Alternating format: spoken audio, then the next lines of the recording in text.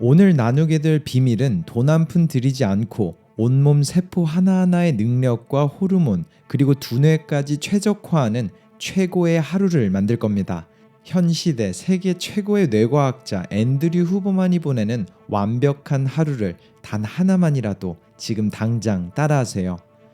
가장 먼저 앤드류 후버만은 이렇게 말합니다. 완벽한 하루는 어렵지 않습니다. 제가 나눌 과학적 정보를 더해 여러분의 상황에 맞게 기상 시간에 맞게 변형해 나가면서 각자만의 최고의 루틴을 찾는 게 중요하죠. 일단 저는 6시에서 6시 30분 사이에 일어나고 기상 후 가장 먼저 하는 일은 침대 옆에 놓아둔 펜과 메모지에 temperature minimum, 최저 신체 온도를 찾기 위해 일어난 정확한 시간을 적어둡니다. 그 이유는 나중에 더 자세히 설명하겠지만 집중과 몰입에 최적화된 시간을 찾는데 이 정보는 정말 유용한 힌트를 주게 되죠. 두 번째로 하는 것은 forward ambulation, 쉽게 말해 앞으로 걷거나 나아가는 움직임을 가져요.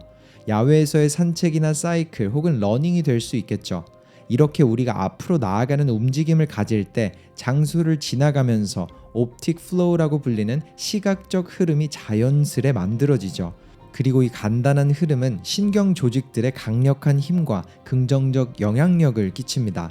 이 부분을 짧게 설명하자면 두뇌에서 긴장, 공포 혹은 두려움 감지를 담당하는 편도체의 반응이 낮춰지기 시작합니다. 다르게 말하자면 공포와 두려움의 감정을 만들어내는 네트워크를 즉시 낮춰버리거나 조용하게 만들 수 있죠. 그렇게 앞으로 나아가는 움직임에 만들어지는 시각 효과는 하루를 보내며 느끼게 될 긴장감과 공포감을 전체적으로 낮추게 돼요.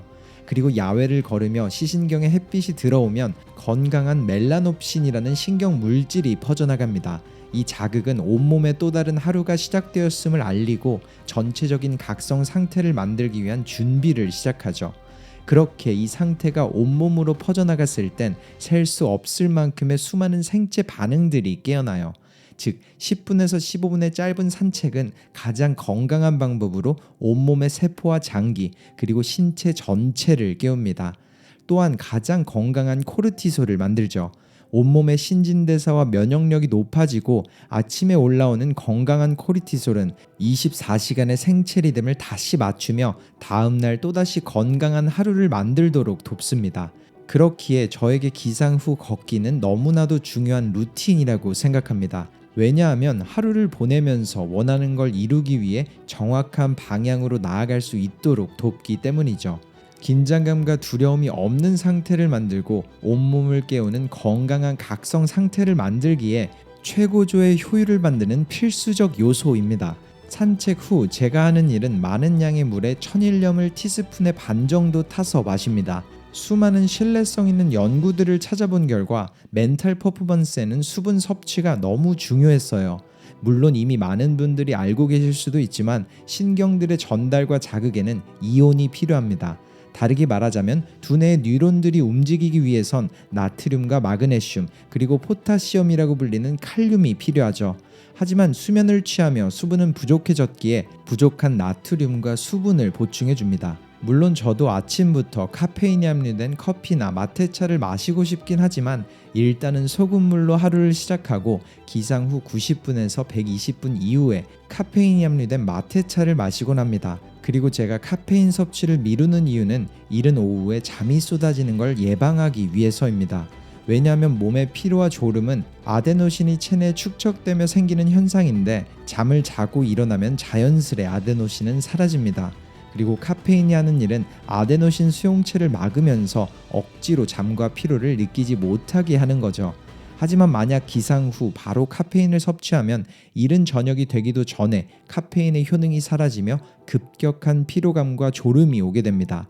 하지만 기상 후 90분에서 2시간 정도 카페인 섭취를 늦추게 되면 아데노신의 축적 속도와 각성, 졸음 상태를 가장 적절히 조절할 수 있게 만들어요.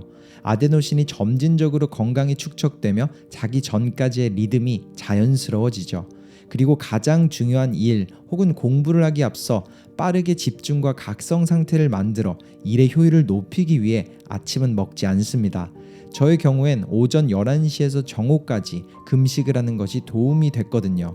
왜냐하면 금식을 할 때 몸에선 아드레날린 혹은 에피네프린이 분비되기 시작하고 그 결과로 우리의 일의 능률과 학습의 속도 그리고 집중 능력은 최고조에 달합니다.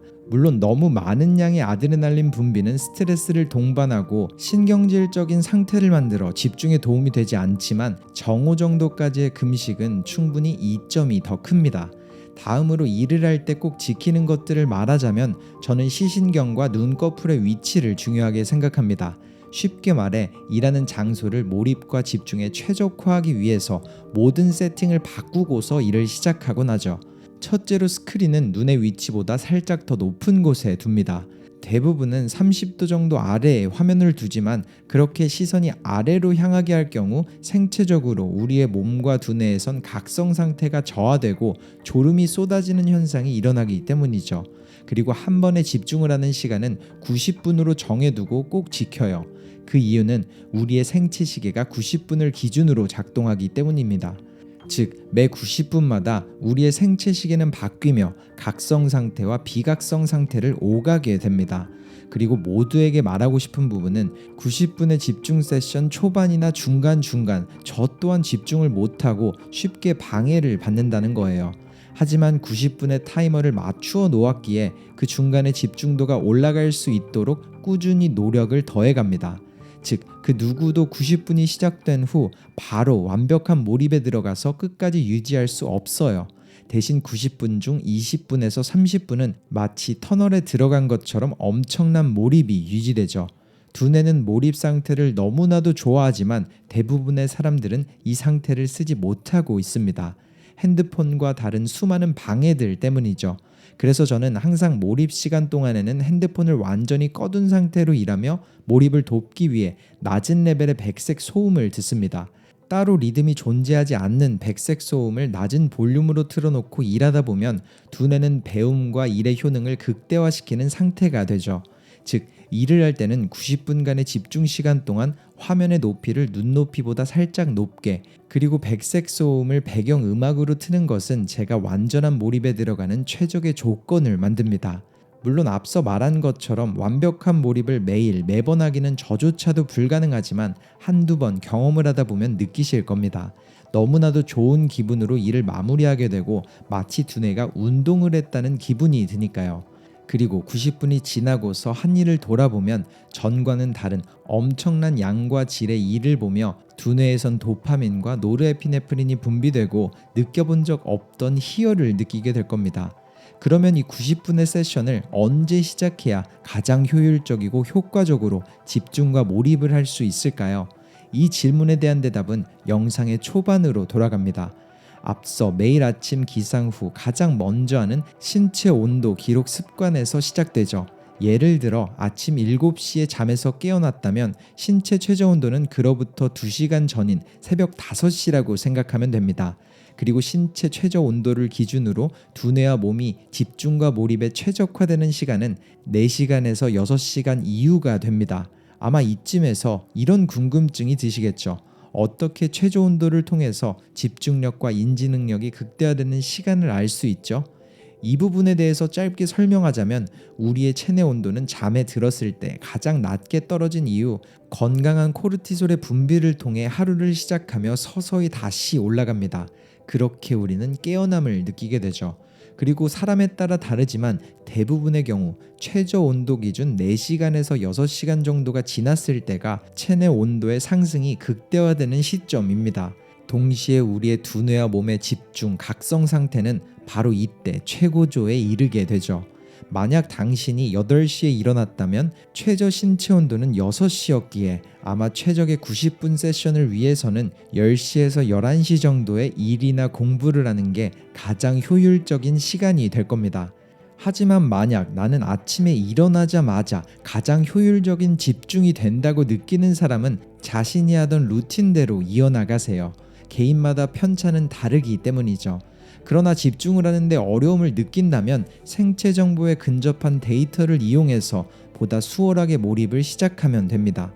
이렇게 첫 번째 90분의 집중 세션이 끝나면 저는 바로 운동을 시작합니다.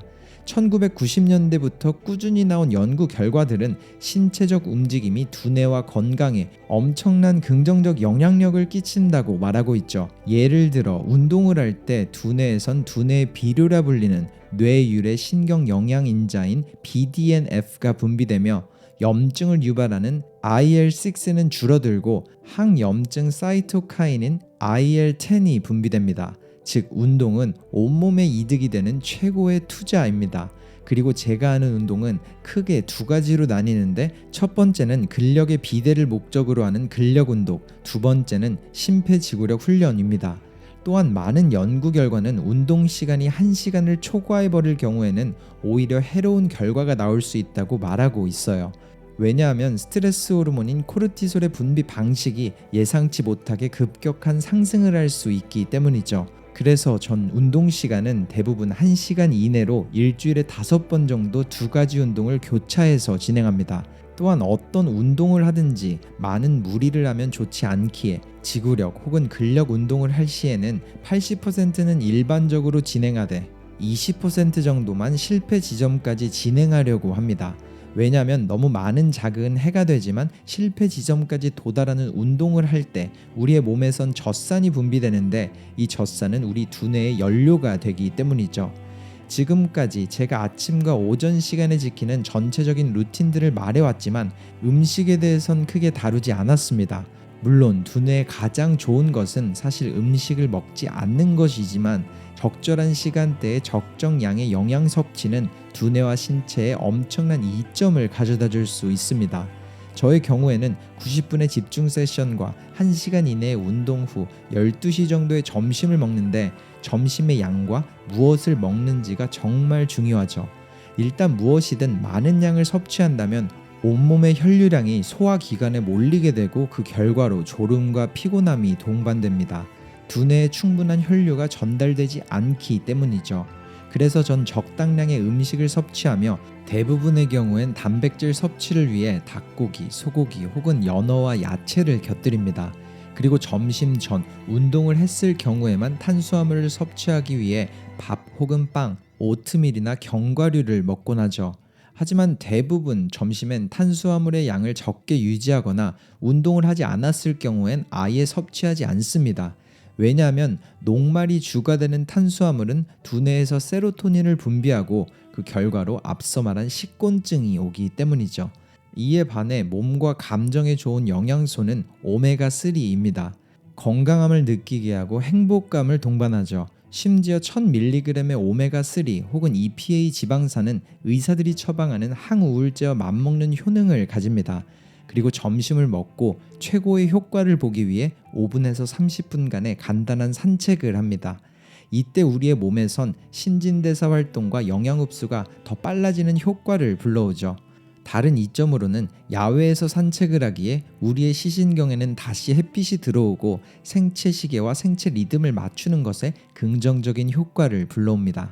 결과적으로 수면의 질과 신진대사, 점심 후 일 혹은 공부를 할 때 각성 상태, 그리고 호르몬 건강까지 향상되죠. 그러니 꼭 점심시간과 저녁시간에 햇빛을 충분히 받을 수 있도록 산책을 잊지 마세요. 전 항상 점심시간을 가진 후와 저녁시간 해가 지기 전에도 짧은 산책을 빠지지 않고 하고 있습니다. 그리고 이렇게 점심 후 산책 후에도 한 번에서 두 번의 90분간 집중 세션을 이어갑니다. 그리고 이때 저녁 시간이 되어가며 우리의 시신경은 빛에 예민해지기 시작해요.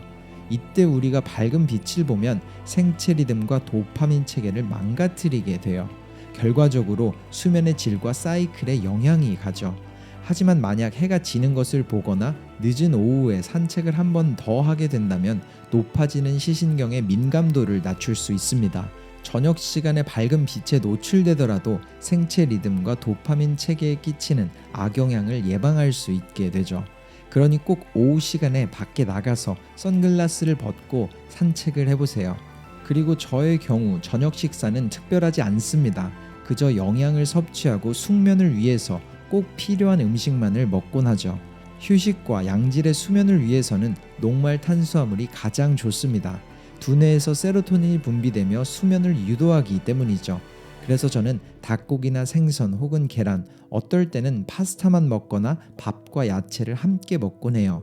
항상 탄수화물은 안정감을 만들고 앞서 진행한 운동을 하는 사람들에게는 글루코겐을 보충하는 효과를 불러옵니다. 즉, 근육의 움직임과 운동 자체에도 긍정적인 효과를 불러오게 되죠.